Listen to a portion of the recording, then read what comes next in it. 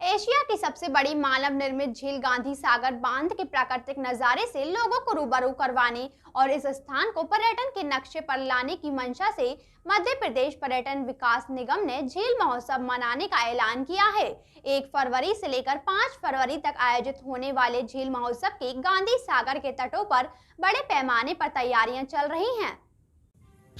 5 दिवसीय आयोजन में पर्यटक यहां पहाड़ियों से घिरी झील में बोटिंग के अलावा क्राफ्ट बाजार का भी आनंद ले सकेंगे। निगम में यहां सैलानियों के रुकने के लिए गुजरात के कच्छ की तर्ज पर सर्व सुविधा युक्त आधुनिक टेंट की एक सिटी भी स्थापित की है। करीब 65 वर्ग किलोमीटर एरिया वाली गांधी सागर झील के किनारे निगम अब दूसरा झील महोत्सव मनाने की तैयारियां कर रहा है। राजस्थान और मध्य प्रदेश की सीमा पर स्थित ये झील 3 तरफ से पहाड़ियों से घिरी हुई है। झील के प्राकृतिक नज़ारे को पर्यटन के नक्शे पर लाने के लिए इस बार निगम ने यहां इस आयोजन को मनाने के लिए बड़े पैमाने पर तैयारियां की है। झील महोत्सव और इस इलाके को पर्यटन के लिए उभरने के हिसाब से सरकार के पर्यटन मंत्रालय ने गुजरात की लल्लू राम एंड सन्स नामक एक निजी कंपनी को 10 वर्ष का ठेका दिया है। यहाँ झील के किनारे गांधी सागर नंबर 8 पर देशी विदेशी पर्यटकों के रात्रिकालीन विश्राम के लिए टेंट सिटी का भी निर्माण किया है। इस सिटी में सैलानियों के खाने के अलावा विश्राम और मनोरंजन की तमाम आधुनिक व्यवस्था का भी इंतजाम किया गया है। सर्व सुविधा युक्त टेंट सिटी के हट झील के किनारे ही खड़े किए गए हैं ताकि पर्यटक सुबह, शाम और रात के नज़ारों का आनंद ले सकें। उधर सैलानियों के आकर्षण के लिए यहां गांधी सागर नंबर 6 के तट पर फ्लोटिंग प्लेटफॉर्म भी बनाए गए हैं। पर्यटक यहां से स्ट्रीमर और मोटर बोट के जरिए झील में घूमने फिरने का आनंद ले सकेंगे। दूसरी तरफ गांधी सागर नंबर 8 पर क्राफ्ट बाजार और मेले का भी व्यवस्था की गई है। झील महोत्सव के दौरान यहां मुख्यमंत्री शिवराज सिंह चौहान के आने की भी संभावनाएं जताई जा रही हैं।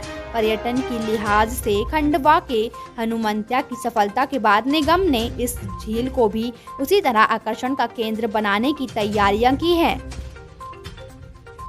प्लेसेस हमारे विकसित हुए हैं। मैं यहाँ धन्यवाद दूंगा और स्मरण भी करूंगा संजय सिंह जी कलेक्टर का। प्रयास की सफलता असफलता अपने मुकाम पर है, क्योंकि मेरा प्रश्न था कि मालवा मेवाड़ को एक टूरिस्ट वे के रूप में विकसित करना, क्योंकि मध्य प्रदेश में आने का एकमात्र रास्ता खजुराहो है। हमारी ये जिद थी कि खजुराहो तो बना रहे, लेकिन जो उदयपुर से उतरते हैं टूरिस्ट वो पुष्कर की तरफ डाइवर्ट हो जाते हैं, तो वो क्यों ना मेरे संसदीय क्षेत्र में आए। तो उस संबंध में मेरे जो मंदसौर जिले के रहने वाले ऐसे बच्चे हैं जो विदेशी पर्यटकों के संपर्क में गांधी सागर में फ्लोटिंग फेस्टिवल का आयोजन किया जा रहा है, जो आगामी 1 फरवरी 2023 से आरंभ हुआ और इस फेस्टिवल की मुख्य गतिविधियां हैं आयोजित हो रहा है। क्या कुछ ये साहसी पर्यटकों के लिए, एडवेंचर से जुड़े रहने वाले पर्यटकों के लिए, मैं समझता हूँ कि दुनिया भर के पर्यटकों के लिए एक नया मुकाम है। हम जो चाहते थे कि यहाँ वल्चर एक्टिविटी से ये क्षेत्र जुड़े, हम चाहते थे कि जो अफ्रीकी चीते हैं वो आने वाले क्षेत्र में हम शुमार हों। हम चाहते थे कि भारत सरकार सर्किट में इसे जोड़ ले। भारत सरकार ने बुद्धिस्ट सर्किट में इसे जोड़ रखा है, भारत सरकार ने स्वदेश दर्शन सर्किट में इसे जोड़ रखा है। हिंगलाजगढ़ रिसोर्ट हैं या धमनार की धर्मराजेश्वर की गुफाएं, हमने दुनिया भर में इसकी प्रसिद्धि की कल्पनाएं की है। आज मुकाम है कि हम यहाँ पर एडवेंचर गतिविधियों में भी अब दुनिया भर के मैप पर आ गए हैं और इसीलिए खुश और प्रसन्न होने का यह समय है।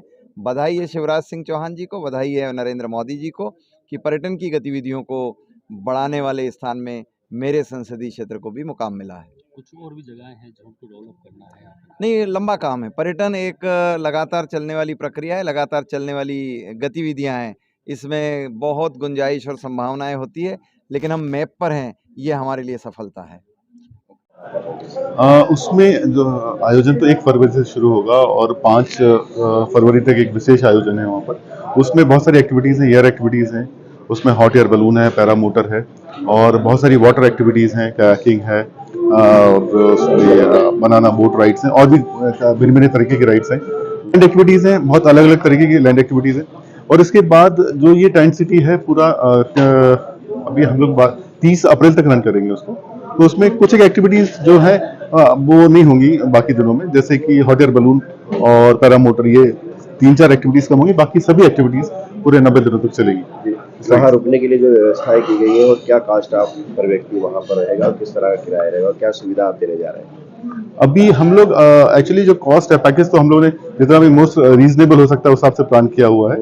और 2 रात और 3 दिन का जो पैकेज होगा एक कपल के लिए, मतलब 2 लोगों के लिए, हम लोगों ने प्लान किया 16,000 रुपये। 16,000 रुपये में कंप्लीट है, उसमें सभी ऑल मील्स इंक्लूडेड है, breakfast, lunch, high tea, dinner, और इसमें कुछ एक्टिविटीज भी हैं वो भी इसमें मुफ्त हैं कुछ इस पैकेज में। इस तरीके से कोशिश तो की है हमने पूरा जितना भी रीजनेबल बना सकते हैं, और जितनी सुविधाएं हम दे रहे हैं, जिस लेवल का हम लोग भोजन वहाँ पर परोसने वाले देने वाले हैं, तो हिसाब से काफी रीजनेबल करने की कोशिश की है। इतना बड़े क्षेत्र को आपने चुना है, क्या इस सुरक्षा की दृष्टि से आप कितना सेफ मानते हैं उसको वहाँ पर? ठीक है, अभी जैसे ये प्रेस कॉन्फ्रेंस में भी हुआ, एसपी साहब ने बोला, तो सुरक्षा की दृष्टि से सेफ है।